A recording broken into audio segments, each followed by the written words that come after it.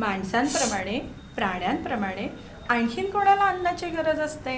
ताई, वनस्पतींना. शाब्बास, लक्षात आहे तर तुमच्या. मग ताई, तुम्ही हेही सांगितलं होतं की वनस्पती स्वतःचे अन्न स्वतः तयार करू शकतात. अगदी बरोबर. मग आज तुम्ही मला थोडं सांगता का त्याबद्दल? चालेल ताई.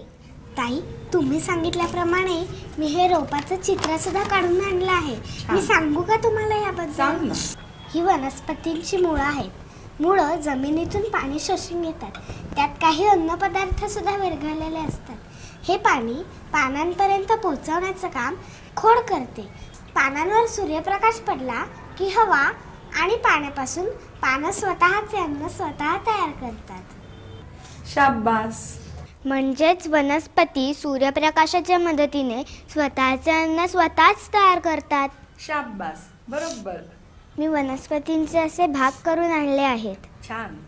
कार्य सांगतेस त्यांचं? चालेल. ही आहेत मुळं. मुळं जमिनीतून पाणी शोषून घेतात आणि रोपाला जमिनीत घट्ट धरून ठेवतात. हे आहे खोड. खोड मुळांपासून मिळालेलं पाणी पानांपर्यंत पोचवायला मदत करतं. हे आहे पान. हे वनस्पतीचे नाक आहे.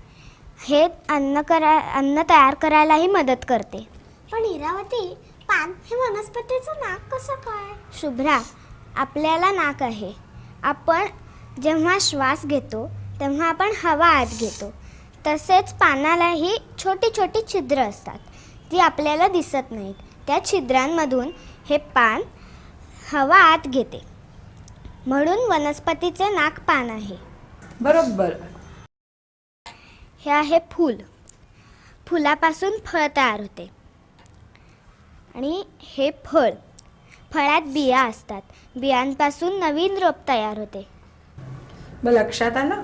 सर्व सजीव सृष्टी ही वनस्पतींवरतीच अवलंबून आहे. म्हणून वनस्पतींची आपण हानी होऊ देता कामा नये. लक्षात राहील?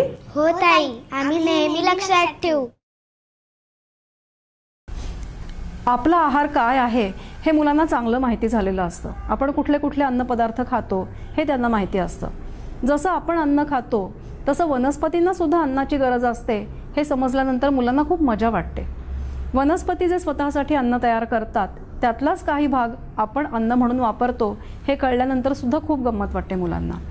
त्यातला महत्त्वाचा शब्द आहे तो प्रकाश संश्लेषण.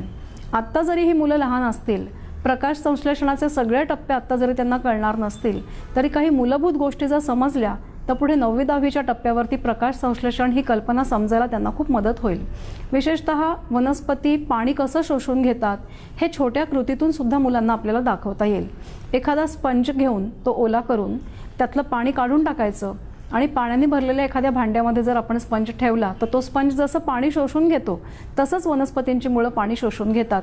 त्या पाण्यामध्ये विरघळलेले इतर क्षार, इतर मूलद्रव्य वनस्पती शोषून घेतात हे मुलांना कळतं. प्रकाश संश्लेषणासाठी आवश्यक असलेले घटक कुठले ते मुलांना कळतं. म्हणजे एकूणच वनस्पतींना अन्न तयार करण्यासाठी कोणकोणत्या गोष्टी महत्त्वाच्या आहेत हे मुलांच्या लक्षात येतं. यातूनच आपण वनस्पतींची काळजी घेतली पाहिजे, झाडं तोडता कामा नयेत हेही मुलांना आपल्याला सांगता येईल. म्हणजे प्राणी आणि वनस्पती हे एकमेकांच्यावरती अवलंबून आहेत. हे परस्परावलंबन हा परिसर अभ्यासातला खूप महत्त्वाचा घटक आहे, खूप महत्त्वाचा भाग आहे. तो आपल्याला मुलांना सांगता येईल.